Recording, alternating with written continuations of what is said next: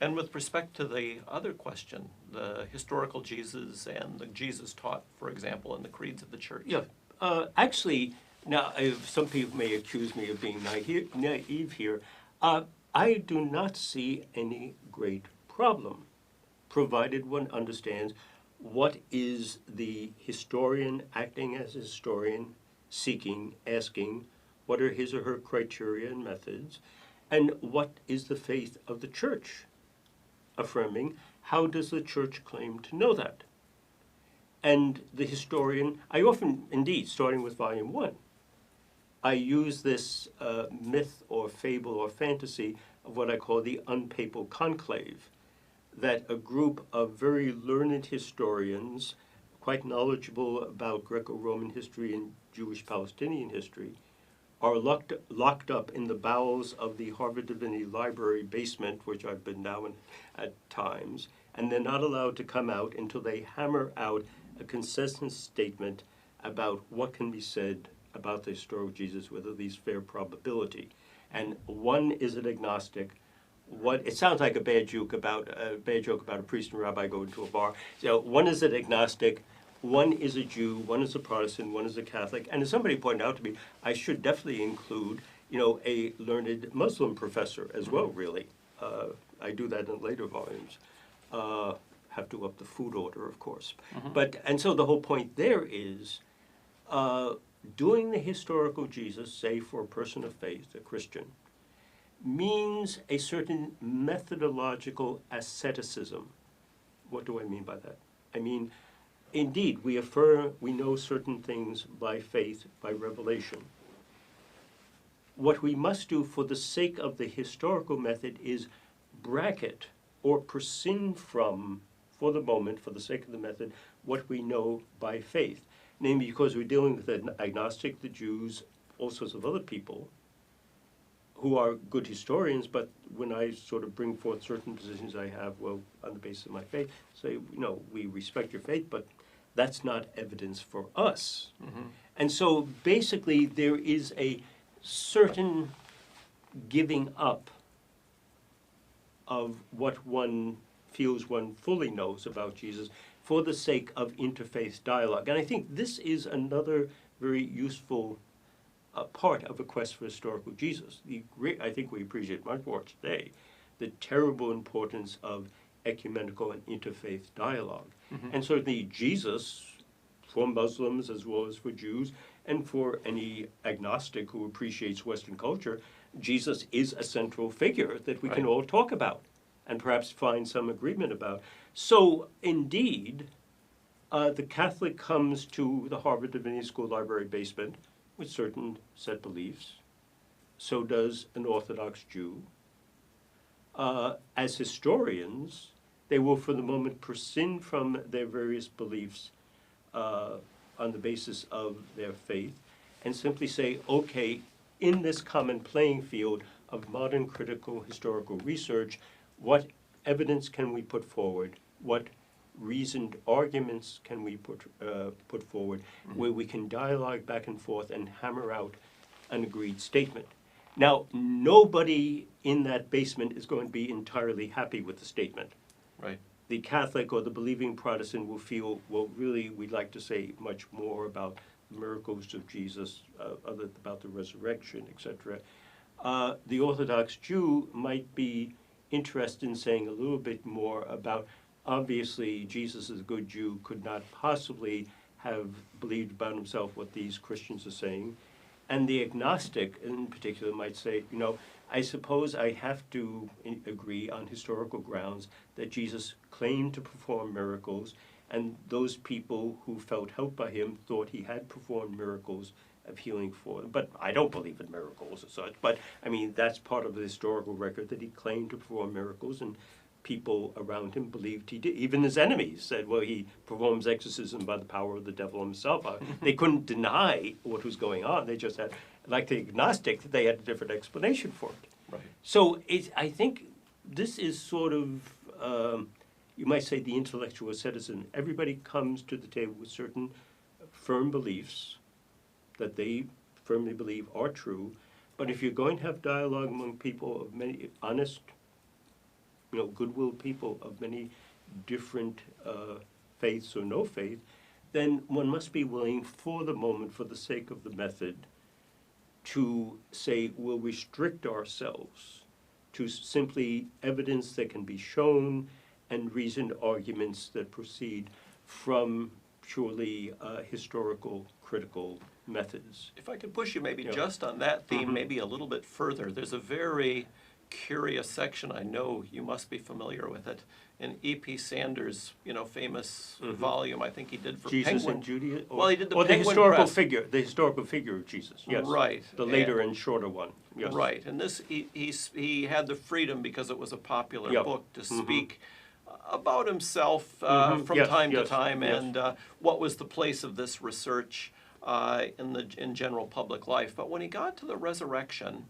he mentioned, and I think you, for quite obviously, expressed and coherent reasons, don't feel that's an area in which we can enter into in terms of talking about the historical Jesus, because, as you say, and the Christian tradition is quite clear on this, when Jesus presents himself as the resurrected Lord, he doesn't present himself to Pilate as such. This is something that requires faith to see, and the gospel writers themselves are quite conscious of this. Their eyes were opened. Exactly. Yeah. So, I mean, that's a very important point, I think, to make. But Sanders, quite curiously, in his book, when he gets to the subject of the resurrection, says there's something bigger here that, my own position of being an agnostic can't quite explain. So what do we make of that? No, I agree very much. I think everyone who proceeds through this material then has to say, then there is the beginning of the early church. There is the beginning of faith in Jesus crucified and risen. That phenomenon of people believing that Jesus is risen, some of them saying they have seen the risen Lord, and they're going out spreading this message. It grows and grows. People are willing to lay down their lives for the truth of that message. Right. Well, that in itself is a historical phenomenon. We may not be able to get back to the historical phenomenon of the resurrection itself. The Gospels are very sober, much more sober about that than later apocryphal Gospels or Mel Gibson's Passion of the Christ or anything like that. Namely, no gospel ever claims that anybody is there to see Jesus rise from the dead. Right. What you have are two phenomena: discovery of the empty tomb, which is more a question mark than an answer, and then the resurrection appearances that answer the question. Exactly.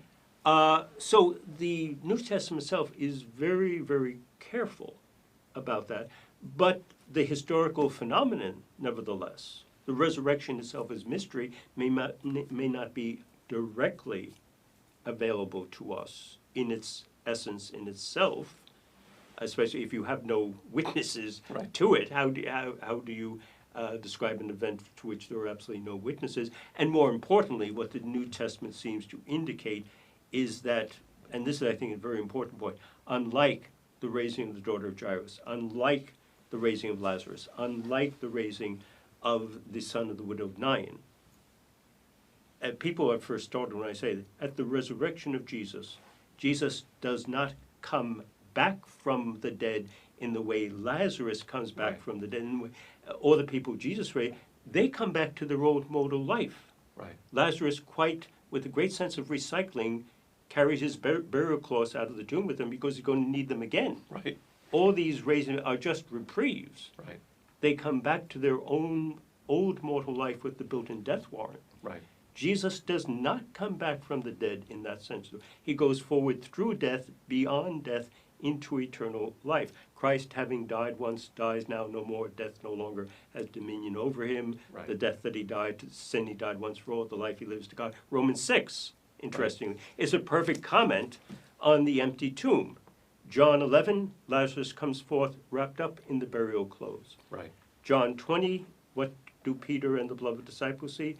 In the tomb, the empty tomb, the burial clothes laid out, and the handkerchief, same word used as for Lazarus, the head band, Right. carefully wrapped up, put aside, but left behind, because Jesus will never need them again. Hence, I think Jerry O'Collins, the great Jesuit scholar, and a number of Catholic scholars refer to the resurrection as a meta-historical event.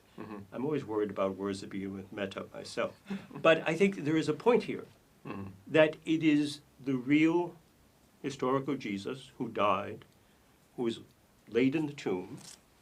It is that same person who rises from the dead in the sense of leaving death, leaving this world of time and space behind, entering into eternity.